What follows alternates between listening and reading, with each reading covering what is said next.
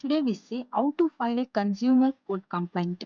Though online shopping, poor service, damaged product, எப்படி எங்க வந்து ஃபைல் பண்றது, எங்க கம்ப்ளைண்ட்டை வந்து ரைஸ் பண்றதுன்னு பார்த்தோம்னா, அதுதான் கன்சியூமர்னா என்ன? கன்சியூமரோட என்ன மாரி லாஸ்லாம் இருக்கு அவங்களுக்கு? அதே மாரி எங்க வந்து கம்ப்ளைண்ட் ஃபைல் பண்ணணும்? அ எப்படி வந்து கம்ப்ளைண்ட் ஃபைல் பண்ணணும்? அதுக்கப்புறம் வந்து இதெல்லாம் இன்னும் டீட்டெயிலா சொல்றாங்க. எங்க வந்து போயிட்டு கம்ப்ளைண்ட் பண்றதுன்னு பார்த்தோம்னா, கன்சியூமர்னா என்ன?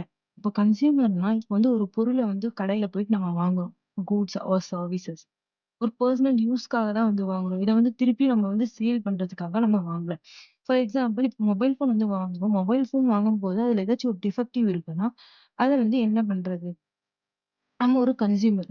அந்த டிஃபெக்டிவ் ப்ராடக்ட்ட வந்து நம்ம ஆம் அந்த கடையில போயிட்டு அவங்க கிட்ட கேட்டா, அவங்க வந்து எந்த ஒரு ரெஸ்பான்ஸும் வந்து பண்ண மாட்டாங்க. அப்ப நம்ம எப்படி வந்து அத வந்து நம்ம கிளைம் பண்றதோ, இல்ல அந்த டேமேஜஸ வந்து சரி பண்றதுன்னு பார்த்தோம்னா, law for consumers. Consumer protection act 2019ல வந்து என்ன சொல்லியிருக்காங்கன்னா, பீப்பிள்க்கான புரொடெக்ஷன பத்தி தான் வந்து சொல்லியிருக்காங்க.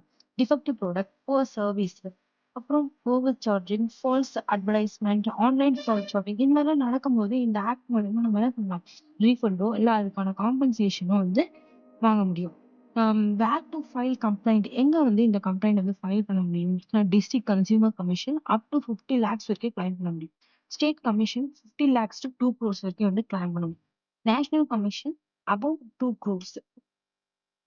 ஹவ் டு ஃபைல் கம்ப்ளைண்ட் எப்படி வந்து கம்ப்ளைண்ட் வந்து ஃபைல் பண்றது? ஃபர்ஸ்ட் வந்து கம்பெனில வந்து லீகல் நோட்டீஸ வந்து சென்ட் பண்ணணும். நெக்ஸ்ட் இந்த ப்ராப்பர் ரிப்ளை வந்து குடுக்கலன்னா, நம்ம வந்து கம்ப்ளைண்ட் வந்து ஃபைல் பண்ணலாம். அங்க என்னென்ன சப்மிட் பண்ணணும்னா, bill or invoice, warranty card, proof, ஃபோட்டோஸா இருக்கலாம், மெசேஜ், இமெயில் இதெல்லாம் வந்து அங்க சப்மிட் பண்ணணும்.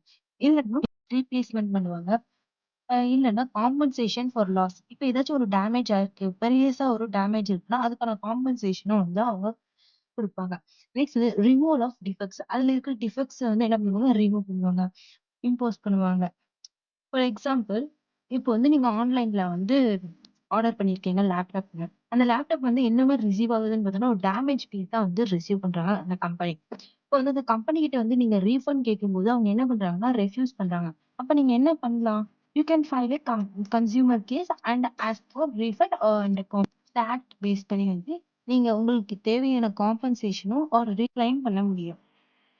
எந்த ஃபோரம நீங்க அப்ரோச் பண்ணா, தி வேல்யூ ஆஃப் கூட்ஸுக்கான காம்பன்சேஷன் வந்து கிளைம் பண்ண முடியும்னு பார்த்தீங்கன்னா, district consumer disputes redressal forum up to 1 crore வரைக்கும் வந்து கிளைம் பண்ண முடியும். State consumer dispute redressal commission 1 crore. National consumer dispute redressal ஃபோரம்னா அபவ் 10 crore வரைக்கும் வந்து கிளைம் பண்ண முடியும்.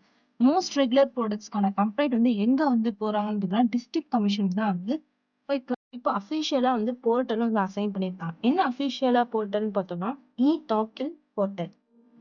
Finally, we discuss who are consumers, where to complain, and how consumer court help people to get justice against complaints.